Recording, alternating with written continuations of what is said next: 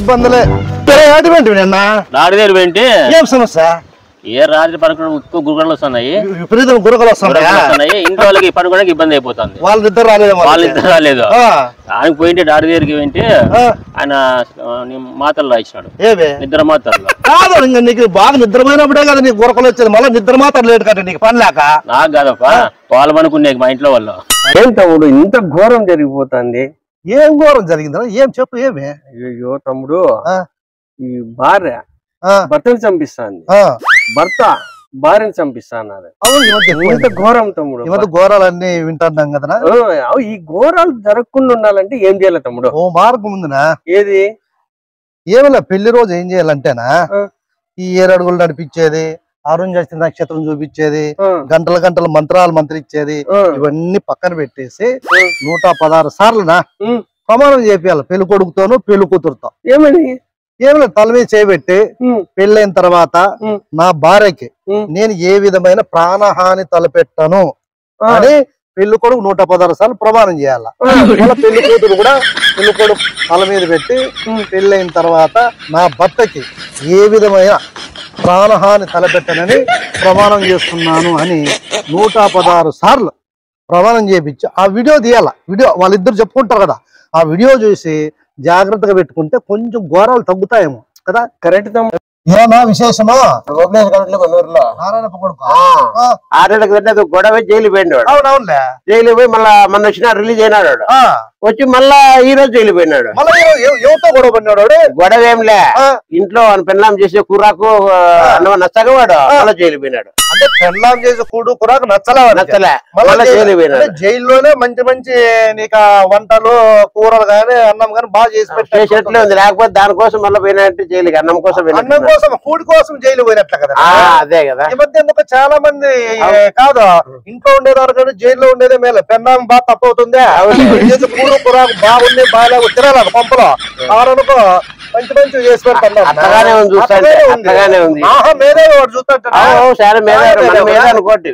తమ్ముడు 2 రోజులే కనపడలే, ఏటిపోయింది? లేదు నా మా బంధువులు పెళ్లి ఉంటే పెళ్లి పోయింటినా. ఏటికి?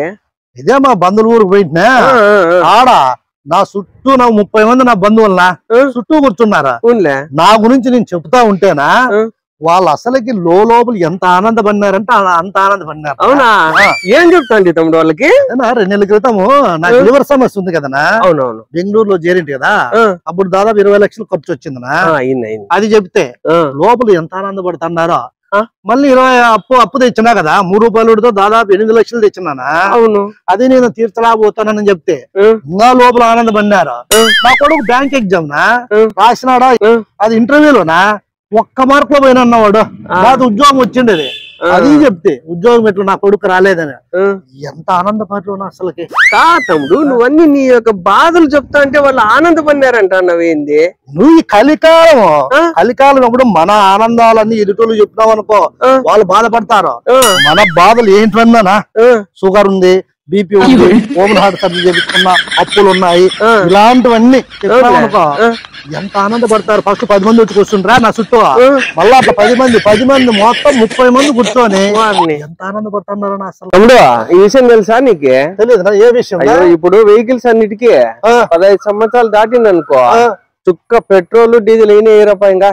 అంటే 15 సంవత్సరాలు ఏ వెహికల్ కైనా పెట్రోల్ బంక్ పోతే పెట్రోల్ డీజిల్ అయినా మంచి నిర్ణయం. గవర్నమెంట్ అయితే మంచి నిర్ణయం తీసుకుంటారు. అవునవును. కాదనా గవర్నమెంట్ ఇంకో నిర్ణయం కూడా తీసుకోవాలనా. ఏది మంది ఉంది కదా క్వార్టర్ లో ఉంది, 25 సంవత్సరాలు మొదలు పెడతారనా ఎవరైనా. అవును. 15 సంవత్సరాలు అంటే 40 సంవత్సరాలు అవుతారు కదా. అంతే కదా. 15 సంవత్సరాలు తాగిన తర్వాత ఎవరైతే 15 సంవత్సరాలు మందు తాగింటారో ఆ తర్వాత వైన్ షాపులు తాగిపోయినా క్వార్టర్ కూడా మందు ఇవ్వకూడదునా, బీరు గాని విసిరి గాని ఏంది ఇవ్వకూడదునా. ఆ నిర్ణయం కూడా గవర్నమెంట్ తీసుకుంటేనా మనుషులకి కూడా మేలు కదనా. 3 రోజులు కనపడలే, ఎక్కడ పోయింటివి? పండగకి పోయింది తమ్ముడు. పండగ అంటే ఏవో పచ్చని చెట్లన్నీ నరికి ఆ పండగకి పోయింటివా? అయ్యో నేను కూడా మొన్న వస్తాను నా బండిలో పెద్ద వేప చెట్టునా ట్రాక్టర్ కట్టుకొని ఈడ్చుకొని పోతాండ్రి. ఆ పచ్చని చెట్టు చూసి నాకు చాలా బాధ అయినా. ట్రాక్టర్ డ్రైవర్ అంటే కాదప్ప అంత పెద్ద వేప చెట్టు నరికినారే మీకు బాధ కలగలేదా అంటే, ట్రాక్టర్ డ్రైవర్ నోరు మూసుకొని పోయి పెద్ద నీతులు చెప్పిండావు కానీ నువ్వు ఇలాంటి పుట్టకోసం చాలా మంది చూసినాము కానీ పోరా పో అంటారు. నిన్న ఏం తమ్ముడు అంత మాట అంటే ఊరికే ఉన్నావు తీసి ఇడ్సకూడదండి. నేను ఏదన్నానంటే నన్ను కూడా కాళ్ళకి తాడు కట్టేసుకొని ట్రాక్టర్ చూసుకొని పోయినారు నన్ను కూడా స్వామి. చెట్టుతో పాటే నాకు బాధ అయిందినా కాదనా.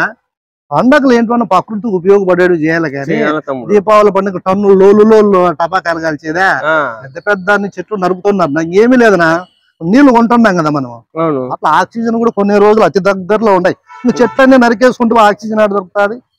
అతి త్వరలో ఇంకా మనం ఆక్సిజన్ కొనాల్సిందేనా ఇంకా.